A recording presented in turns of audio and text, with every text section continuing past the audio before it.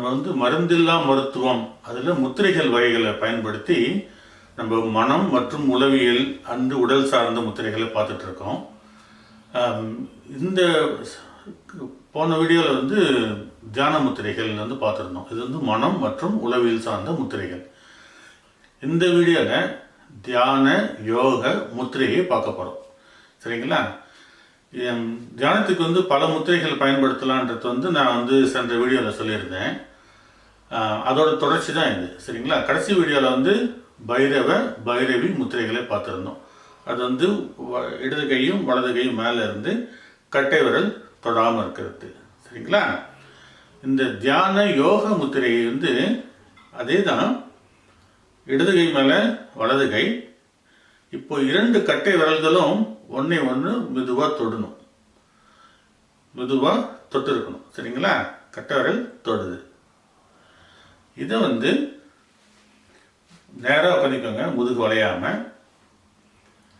பத்மாசனம் இல்லது சுகாசனத்தில் அமைதியாக உட்காந்துக்கலாம். பத்மாசனத்தில் உட்கார வேணாம் தியானம் பண்ணும்போது. ஏன்னா ரொம்ப நேரம் வந்து பத்மாசனத்தில் உட்காந்து தியானம் பண்ணால் முட்டியும் இந்த கணுக்காலுக்கும் வலிக்கும். கவனம் நமக்கு அங்கே போகும். அதனால் சாதாரண ஆசனத்தில் சகஜ ஆசனமாக உட்காந்துக்கோங்க. சுகாசனத்தில் இடது கை மேலே வலது கை, அல்லதுன்னா நீங்கள் வந்து பைரவி முத்திரை மாதிரி வந்து வலது கை கீழே வச்சு இடது கை மேலே வச்சு கூட வந்து நீங்கள் வந்து கட்டை விரல் தொடலாம். உங்களுக்கு வந்து முதல்ல வந்து பைரவி முத்திரை வந்து பாருங்கள். இது அதில் வந்து உங்களுக்கு மனது வந்து எந்த முத்திரையில் அமைந்திருந்தால் உங்களுக்கு வந்து மனதில் ஒருநிலைப்படுத்துன்னு பாருங்கள். அந்த முத்திரையை நீங்கள் பயன்படுத்திக்கோங்க. எனக்கு வந்து பைரவ முத்திரை தான் வந்து மனது வந்து அமைதியாகுது. அதனால நான் பைரவ முத்திரை யூஸ் பண்ணுறேன். பைரவர்னா புருஷ முத்திரை, ஆண் முத்திரை. இது வந்து இடது கை கீழேயும் வலது கை மேலேயும். நான் சக்தியை வணங்குறோம் தான், பட் இருந்தாலும் இது எனக்கு வந்து பைரவ முத்திரை வந்து மனதை வந்து அமைதிப்படுத்துது. அதே பழகுறதுனால இடது கை மேலே வலது கை, கட்டை விரல் வந்து இப்போ தொடணும். கட்டை விரல் 2 மெதுவாக தொடணும். அழுத்தோட மெதுவாக தொடணும்.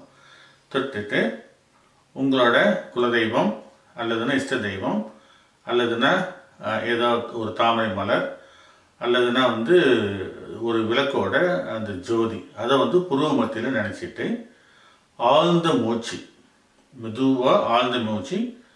அதுக்கப்புறம் மெதுவாக இதே மாதிரி இந்த மூச்சை கவனித்த வண்ணமும் இருக்கணும், புருவ மத்தியில் கவனம் இருக்கணும்.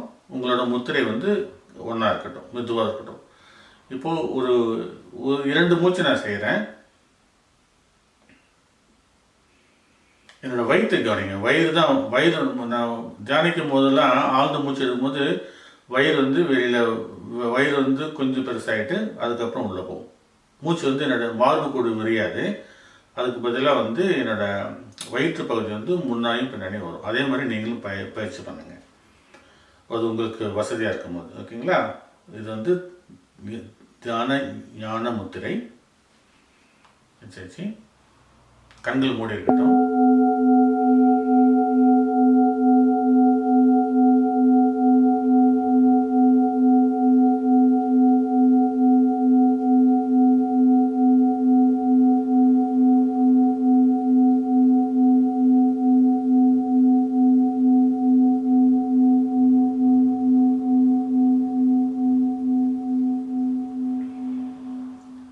மனது அப்படியே லயிக்கும். உங்களுக்கு அந்த அமைதியாக இருக்கும்போது அந்த முத்திரையில் இந்த முத்திரை ஒரு 5 நிமிடம் 10 நிமிடம் அரை மணி நேரம் கூட அழகாக உட்காந்துருக்கலாம். மனது வந்து அப்படியே லயிக்கும். அதுக்கு தான் வந்து இந்த மனதை அமைதியாக்கிறதுக்கு தான் இது. அதுலேருந்து அடுத்தடுத்த படிநிலைகளுக்கு போகிறது வந்து வேறு. இது வந்து அடிப்படை நம்ம அன்றாட வாழ்க்கைக்கு வந்து பயன்படக்கூடிய முத்திரைகள் தான் இதெல்லாம். நமக்கு பயன் தரக்கூடிய முத்திரைகள். ஸோ இது வந்து தியான யோக முத்திரை. இதில் என்ன ஆகுதுன்னா, கட்டை விரல்கள் வந்து சேர்றதுனால இது நீங்கள் கொஞ்சம் நேரம் கவனிங்களேன். கொஞ்சம் நேரம் ஆரம்பத்தில் வந்து கட்டை விரலில் கொஞ்சம் நேரம் கவனிங்க.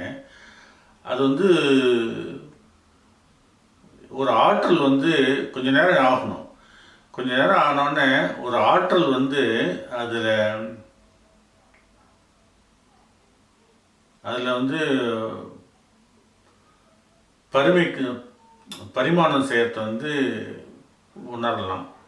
அதே மாதிரி வந்து உள்ளங்கையிலையும் வந்து அந்த இது இது ஒரு உணர்வு. இந்த உணர்வு நீங்கள் தான் உணரணும். அது நான் வந்து என்னோடய உணர்வை வந்து நான் அனுபவித்து நான் ஆனந்தமாக தான் அடைய முடியும். இது இந்த மாதிரி செஞ்சால் இப்படி இருக்குன்னு சொல்லிட்டு உங்களுக்கு நான் சொல்கிறேன். அதனால் வந்து நீங்களும் அந்த உணர்வை வந்து உணர்ந்து ஆனந்தமாக இருக்கணும். அதுதான் அந்த அந்த அந்த உணர்வை வந்து நீங்கள் தான் அனுபவிக்கணும். அதை வந்து எக்ஸ்பிளைன் பண்ண முடியாது. சரிங்களா? இது வந்து தியான யோக முத்திரை. அடுத்த முத்திரையில் வந்து இதுவரை 3 முத்திரையை பார்த்துருக்கோம். ஒன்றும் சில முத்திரைகளை பார்க்க போகிறோம். தியானத்துக்கும் மன அமைதிக்கும் மனம் மற்றும் உளவியல் சார்ந்த முத்திரைகளில் அந்த வரிசையில் பார்க்க போகிறோம். நிறைய முத்திரைகள் சொல்கிறேன். எந்த முத்திரைகள் வந்து உங்களுக்கு வந்து உங்கள் மனம் லயித்து அமைதியாக இருக்க உதவுதோ அந்த முத்திரையை நீங்கள் பயன்படுத்தி வாழ்க்கையில் இன்பமாக இருங்க, சந்தோஷமாக இருங்க. சரிங்களா? அதுதான் நம்மளோட அதுதான் பெரியவர்கள் நமக்கு சொல்லி நம்ம நல்லா இருக்கணும்னு சொல்கிறது தான் பெரியவர்கள் சொன்னது வந்து உங்களோட பகிர்ந்துட்டு வரேன் நான். சரிங்களா? அடுத்த வீடியோவில் அடுத்த இன்னொரு முத்திரையோட சிறந்த தியானம் மனம் உளவியல் சார்ந்த முத்திரையோட சந்திக்கிறேன். நன்றி, வணக்கம்.